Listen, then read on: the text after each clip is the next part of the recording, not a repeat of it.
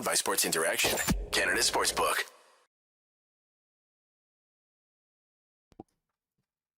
Hello, ladies and gentlemen. Welcome back to Game Over Winnipeg. Play Mr. Brightside. That is a big 3-2 win for the Jets over the Calgary Flames. Happy New Year, everybody. New Year's baby brought in a nice little gift for all of us, bringing the Jets a nice little W tonight. Whew, this game was a lot of fun. We'll dive into it all right away. Before we do that, let's just get this out of the way. Hey, think you know which way it's going to go? Make your bet with Sports Interaction. Whether it's hockey, football, or basketball, Sports Interaction has you covered. Bet pregame, live and play, or on one of our many prop bets. Sports Interaction makes it easy to deposit, play, and cash out. Join now and see all that sports betting has to offer. Want to bet? Head to sportsinteraction.com/SDPN. That's sportsinteraction.com/SDPN. Woo-wee, what a game. Yeah, you know, like we're this was a really interesting game. Obviously, happy New Year to you all. I hope you all had a safe and fun New Year and enjoyed the holidays. Right now we're going to be hopping back into Jets hockey. We've got about, what is it, like 15 games in the next 30 days. So hope you're all ramped up and ready to go, just as I am. Liz and I will be splitting the duties, obviously, throughout the upcoming month, but there are some fun games on the docket that I'm excited to get to. But before we get ahead of ourselves, let's talk about this game. The Jets play their first game of the year. Obviously, they have some they had some time off to try and gather themselves. I think one of the big issues with going on long road trips, as well as having, however many games, 5 games in 7 days, was one of the things that was said about the last few games of the year last year, of 2022. One of the things that is kind of overlooked is the fact that you don't really get as many practices in as you would like. So I think that one of the good things of starting off the new year, getting some time off, the Jets had a little bit of time to practice and get some stuff together, as well as some time to potentially heal. Obviously, Josh Morrissey had a bit of an injury a couple games ago and has been kind of shaky ever since. He ended up playing tonight, just as he played the other night against Edmonton, I believe. And I didn't watch the Edmonton game. Full disclosure, I was a little busy on New Year's Eve. Shout out Liz for taking that one for the team. But of course, as I say, injuries. The injuries have been plaguing the Jets all year, and it looks like it's starting to come to an end. We get the news that Nate Schmidt, who else was it? Cole Perfetti and Nikolai Ehlers are all practicing wearing normal colors, not the traditional no contact. And then Rick Bowness coming out and saying, if this was a playoff game, which, let's be honest, it had kind of the feel of a playoff game. If this was a playoff game, those guys would have played. So it's great to hear that those guys are on their way. But obviously the Jets are kind of in a position right now where they're trying to figure out what's going forward, what the team is going forward. Again, I'll dive into this game right away. I think that I just need to give a bit of context to the game and how I was coming into this game viewing it. This felt like a game where it was almost kind of like a bit of a tryout. One of the only bright spots about getting injuries is you get a chance to really see what you have stocked up in the cupboard, see what you guys can, pull out when it's absolutely necessary. Obviously, the Jets have used a number of AHLers this year. We've made many jokes about how they're the Manitoba Moose playing against whichever team they're playing on whichever night. But that time's coming to an end, and so it's kind of almost like this game almost kind of had the feeling, obviously with the intensity of a playoff game, but almost had kind of a vibe of the last preseason game, where you kind of have the top two lines, all the guys who are going to be in the lineup going forward, and you're just trying to figure out who are your role players. And we know with Rick Bowness, role players are very important to him. The bottom six are all guys who need to be able to, the bottom six on forward, that is, need to be able to go out there and do more than just, bide by their time. They need to be PK guys, they need to be this and that. So coming to this game, I was really looking out to see, what was going to happen. How will Reichel play? It's his second game of the year. They're wanting to give him a chance. Jansen Harkins has just been placed on waivers. He hasn't been sent down yet, but you can likely assume that will happen come time that Nate Schmidt, Cole Perfetti, Nikolai Ehlers are all coming back to the lineup. So it's really just, for me, I was just trying to look out and see who are the guys getting sent down.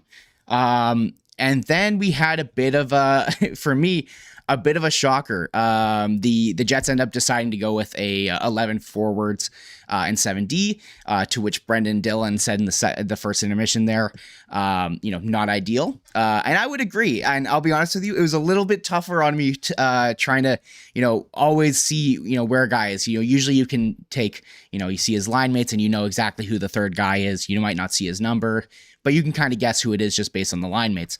Tonight was a really tough one for that for me personally. But again, let's back up. That's kind of the Jets context coming into this. The Calgary Flames have been a team that, they play the Daryl Sutter style hockey. They like to clutch, grab, interfere. Clutch, grab, interfere was a tweet that I feel like I need a little a counter how many times I bring up Garrett Hole on this program. But he had a fantastic tweet just talking about that, and I think that kind of sums it up perfectly. The Jets knew that they would come into a pretty tough battle against the Calgary Flames. And Calgary Flames played their game. It was the Jets seemed to have a bit of a tough, they weren't able to break into the zone as easily as they would have liked to. The Flames are really good at getting in the way and causing a lot of disruptions. On the other side of things, I thought the Jets needed to be a bit better in the sense of their passing was not that crisp. It was, not fantastic, but hey, you know what? You got to do what you got to do. And the Jets eke one out, of course, in this one here. So yeah, where to even start here, honestly? Let's just break down the game. Again, my biggest gripe with the Jets today was that their passing seemed really off. This seems to be a thing with the Jets where, when they're off for a significant amount of time, sometimes it can cause them to be, maybe a little rusty, which is, something you wouldn't want from your team. But then again, it just goes to show that they can play well while they're going down the stretch. And this game was a game of the goalies, at least for most of it. And honestly, there's been kind of this debate going around of the Jets of, who's the MVP of the season. At the start of the season, it was always Connor Hell, or at the start of the season, it was Mark Scheifele. Look at how Mark Scheifele's turned things around. Then it was, oh man, Connor Hellebuyck. Connor Hellebuyck is far and away the MVP of this team. And more recently, everyone's been kind of talking about the Josh Morrissey being the MVP of the team. And this game, I thought was, all game I was sitting here going, Hellebuyck. And you see the fantastic goal that Morrissey had in the third there, the second goal of the game for the Jets. They both played fantastic. And this game felt very much like a goalie game. Like, the amount of times, the amount of chances, while I do think that the play was a little bit sloppy, whenever both teams were able to get their high quality chances, it was always every time on the Jets had a power play, for some reason they allowed a breakaway against, to which Connor Hellebuyck said no. I'll shut the door on that one. Jacob Markstrom had a flurry of fantastic saves in the second to keep the Flames in it. He had the glove save. I can't remember who it was on, and then he had the initial pad save against Axel Jonsson-Fjällby, and going on and on and on. It was a back and forth game for the goalies, and then leading into the third. And that kind of culminated at in the second period, and then leading into the third is when the Jets had a pretty slow start to the third. In regards to slow starts, I just want to say, start of the game was actually pretty surprising how well the Jets looked at the start. The start of the game, they actually were getting shots. One of the things that I've been harping on for a long time now is that the Jets have been unable to, get shots early in the game. So I wanted to at least give them credit for that. But like I said, moving on to the third period, they didn't really have a lot of chances at the start. PLD draws a huge He gets hooked, he gets pulled down, and then actually I thought he drew one, but I forgot it was that was the one that was the 4-on-4. Even though he did get the extra little shot to the face from Uyghur. Thank you very much, appreciate it. Maybe we'll talk about PLD's game shortly because he was kind of a pest all tonight, and I think tonight kind of showed what he can do in the playoffs. But we'll cross that bridge when we get there. Again, my big issue for the Jets here, their passing was poor, as well as in the third period they couldn't get any possession, at least until of course Josh Morrissey scores this fantastic goal, which we'll break down in a moment. But I think one thing that the Jets need to change, and this is something I think that that people kind of warned Jets fans about, specifically Stars fans warned Jets about. Sorry, Stars fans warned Jets fans about the fact that Rick Bowness loves his dump-ins, and in my opinion, dump-ins, unless they are for a coordinated play where a guy's going to be coming around the other side of the net and is expecting that puck. They're kind of just a glorified turnover. And I think that was a really big issue with the reason why the Jets were really unable to create much in the third period at the start. But then again, it all turns around the second that PLD is in the corner. He makes just a gorgeous, fantastic little toe drag around the defenseman. I believe it was Uyghur. I can't remember exactly, unfortunately. Brings the puck up, dishes it off, passes it off to Josh Morrissey, allows him the lane to skate in. He makes a beautiful pass to Kyle Connor, who acknowledges the fact that he's being absolutely like a child climbing on their parrot. He's just got a guy climbing all over him. He's like a backpack. He realizes it immediately, passes it back to Morrissey. Morrissey comes in and can see that Jacob Markstrom is kind of stunned, frozen in his net, shoots far side. Boom, goal. Fantastic. Jets are up 2-1.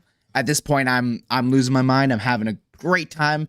And then not too much longer. Also, that was the second shot that the Jets had that period. Important to mention that. But then, yeah, the Flames come back. Again, like I said, this was a very playoff style game, no quit in either team, a lot of very heavy, lots of physicality, which I want you to hold on to that note. I'll come back to it in the future. And unfortunately, Mikael Backlund gets the best of a Josh Morrissey shot that gets tipped off, gets blocked. Dylan DeMello gets a little bit turned around, unfortunately bites the dust, and Mikael Backlund walks in with a beautiful 5-hole goal, which it is maybe worth mentioning that both goals came 5-hole on Connor Hellebuck tonight, but he had a fantastic game. No issue there, but maybe that's a pre-scout, who knows. And then, ladies and gentlemen, talking about how there's going to have to be some cuts made, some guys are going to get sent down. We all know the conversation that's going to have to be had tonight. Vili Heinola, obviously, Dylan Sandberg is far past the discussion of if he's going to get sent down. It's kind of a Vili Heinola versus Kyle Capobianco thing, which again, we'll talk about Vili more, but my, Dylan Sandberg dishes the puck over to Vili Heinola, who just absolutely rips a shot, goes perfectly onto Sam Gagne's stick, tips it in, and I've never seen Sam Gagne just celebrate and be so excited. Vili Heinola immediately losing his mind, going to him, almost thanking him, being like, "Thank you. You've done so much to help my case to stay here tonight." And wow, what a fantastic finale to the game. The Jets held it out. And that's a 3-2 win. Again, they're not all pretty. I thought that the Jets did well to continue grinding that game out. The one thing I got to talk about, again, we're going to have to talk about who's getting... Liz is saying, I'm giddy just thinking about it. I am. I was screaming and running around my basement. I was losing my mind. My girlfriend from 2 stories up could hear me screaming. But yeah, I mean, hey, it's just helping the narrative of the show. Julian Labassier says apparently 44 may have been still under the weather, so is potentially just in case 44 can be his regular Norrisy self. Personally, I wasn't sure if it was an illness or if it was an injury. If it's an illness, then that's totally fine. I'm totally fine with playing him. Initially, I had the thought of, if he's not 100%, just sit him. He's been so helpful for the Jets that we can afford one game out just to make sure that he is okay. But if it was illness, then hey, it is what it is. Glad he played because he certainly is a game changer for the Jets. Helped them win this game. But Vili Heinola. I got to talk about Vili's game. You all know it. You come to this show. I'm sure half of the people here know Liz and I from Twitter, and we will never shut up about Vili Heinola. But hey, he's given us reason to talk about him. And it's not bad. Like today's game, I thought for the first 40 minutes of play, I thought he was good, making good breakout passes. There was a couple times where he was a little bit chaotic. I think that's just going to happen almost with any D-man. Like, it happens with Sandberg too, who's kind of in a very similar position, but is kind of seen as a much more stable option. I thought Vili played pretty well, but again, chaos. And there was I can't remember if it was at the end of I think it was at the end of the first where he got kind of turned around. There was a weird play where Lucic got past him, and I believe Morrissey was on the ice. And after that, the one thing I'll say is, Vili did his best to stay with the play, even after getting spun around. He did kind of, again, the chaos was there, but he was able to get himself back in the play. He blocked a big shot, and as Dave Smith points out, happens with Pionk every other shift. You said it, not me. But yeah, I'm not here to harp on Pionk tonight. Other than his skating, I think he could use a little work on it. And there was a couple times on the PP. Anyways, not the point. We're not going to go there. This is a happy one. We're not going to be super critical of every little thing. But as NBHA Ball Hockey says, Heinola is looking very comfortable out there. Keep it up. Very good. And Kishore hits exactly what I was just about to say. First Jets game where I noticed Vili using his body to wall off guys. I like that aggressiveness from him. Every single game that Vili Heinola plays with the Jets, he gets more and more comfortable. And he's opening up different sides of his game every single time. Again, we haven't seen him taking one-timer slap shots much. And tonight, that's what leads to the winning goal. In regards to, again, the Calgary Flames are a heavy team. You got guys like Milan Lucic, you got guys like Blake Coleman, Andrew Mangiapane. All these guys are grinding hard guys. Nazem Kadri, whoever else I'm forgetting, but they're a big, heavy team. And then even on defense too, Mackenzie Weegar, all these guys. I'm not going to just sit here and mention Chris Tanev, every single guy, but this is a heavy, big team. And this is like I said, this was a playoff style game, and Vili did not look out of place whatsoever. And then again, as we return back to this question of who's going to get sent down when Nate Schmidt is good to go, you started all 7D that they have right now. You started all 7D, and I don't have the time on ice here. I should. Let me pull it up really quickly. I have it off to the side here. Your time on ice. You've got Vili Heinola sitting at 15 minutes and 22 seconds. And you have Kyle Capobianco sitting at 4 minutes. I'm just saying, I think that goes to show, kind of how the coach feels. Of course, it comes down to asset management. Kyle Capobianco has to be put on waivers. However, looking at the type of talent that gets put on waivers nowadays and doesn't get claimed, I don't see him being a guy that teams are going to, use a roster spot on, considering he's played 8 games maybe. I'm not too sure exactly how many games he's played this year. Unfortunately, I don't have every single statistic in front of me. And he plays a very similar position to Vili in the sense of the Jets use him on the power play when he is playing.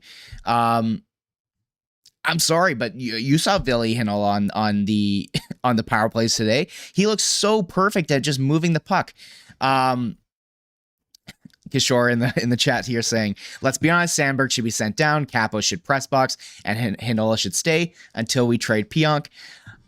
I don't see the trade for Pionk ever happening. If we can bitch and moan about it here as much as we want. I just don't see the Jets moving on from him unless specifically it's something that a team wants and they're using him to get the deal done. I just don't see it. But then again, Kevin Cheveldayoff has surprised us in the past. Like when he makes a trade ever, it's a surprise. So I don't know. I don't know if I agree with you on that one, Kishore.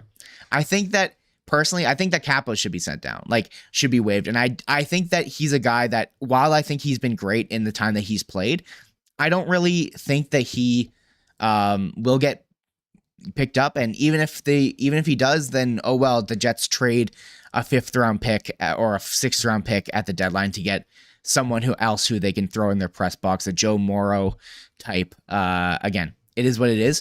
And as NBHA Ball Hockey says, Heinola needs to keep playing. He will gain confidence more and more. I completely agree.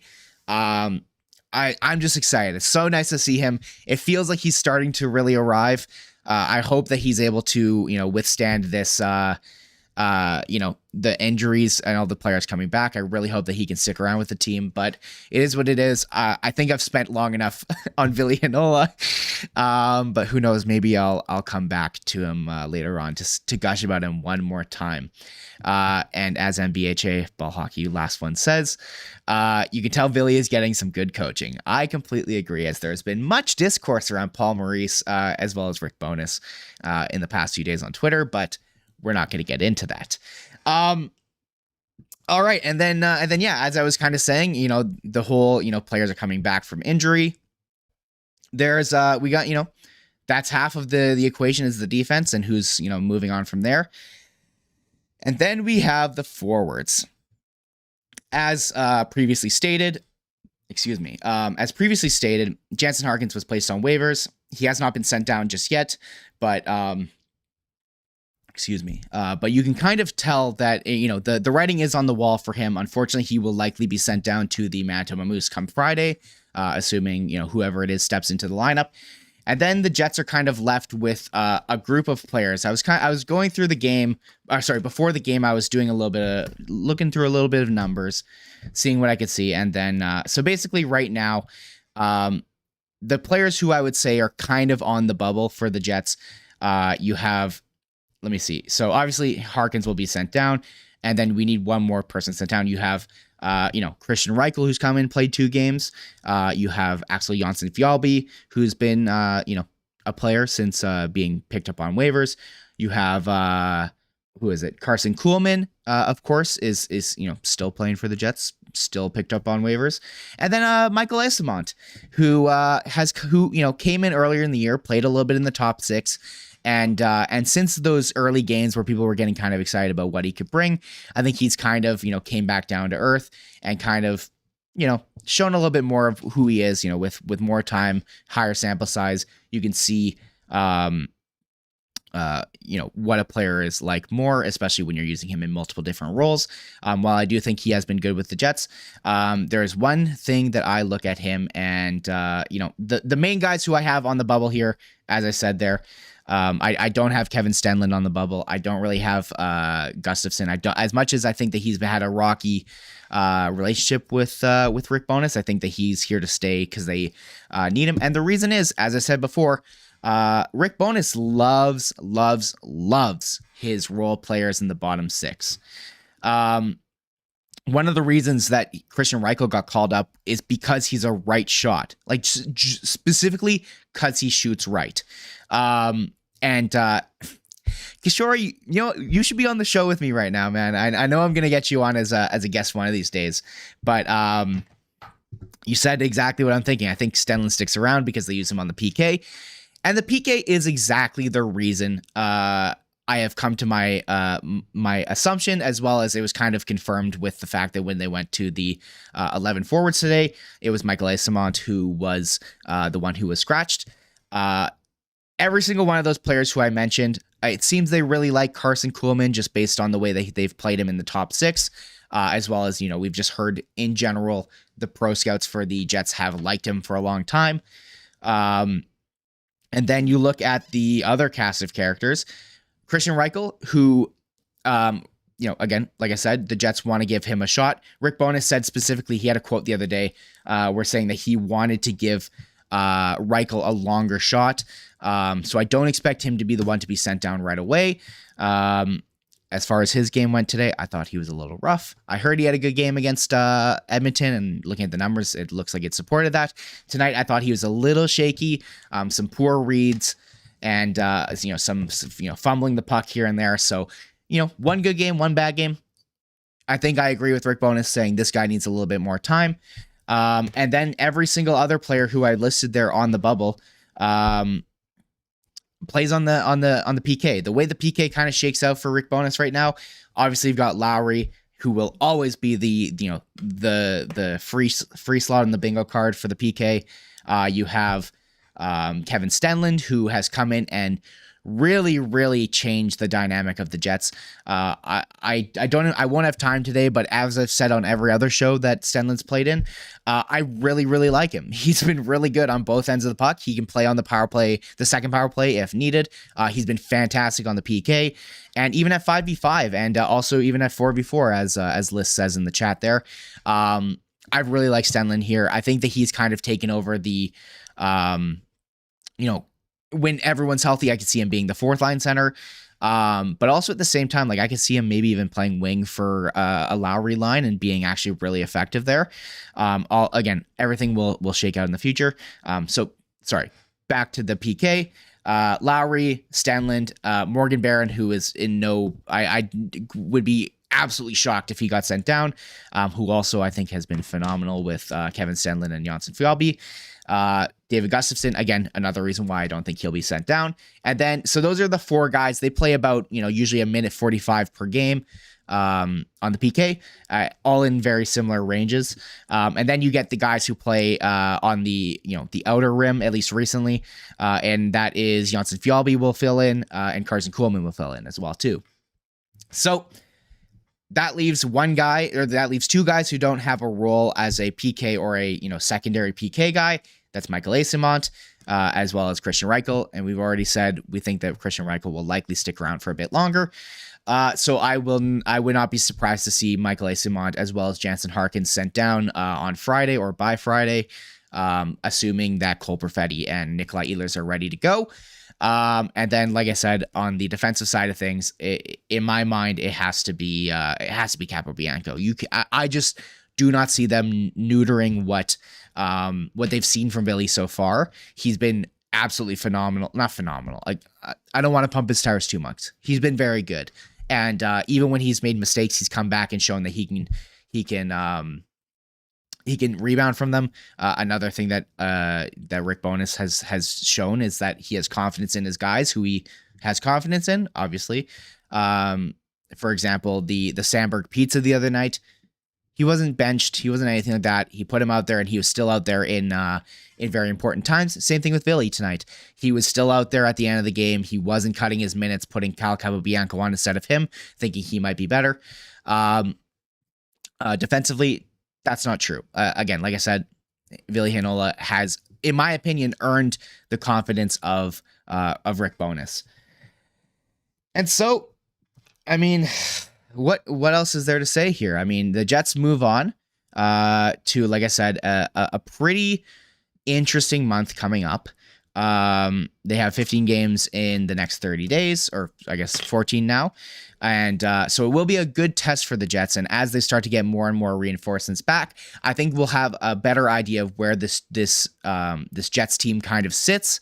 Where there are deficiencies. Obviously, we can all point and look and say there's a bit of a hole at the in the middle six right wing.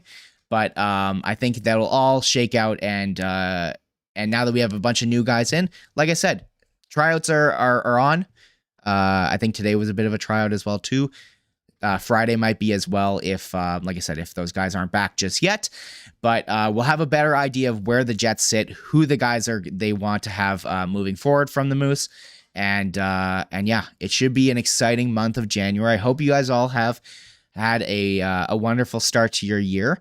If you're here in the chat, give the stream a like.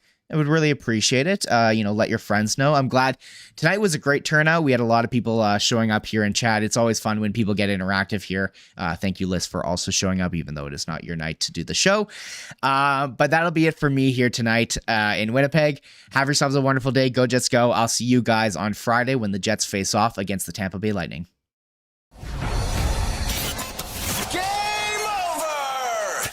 Powered by Sports Interaction, Canada Sportsbook.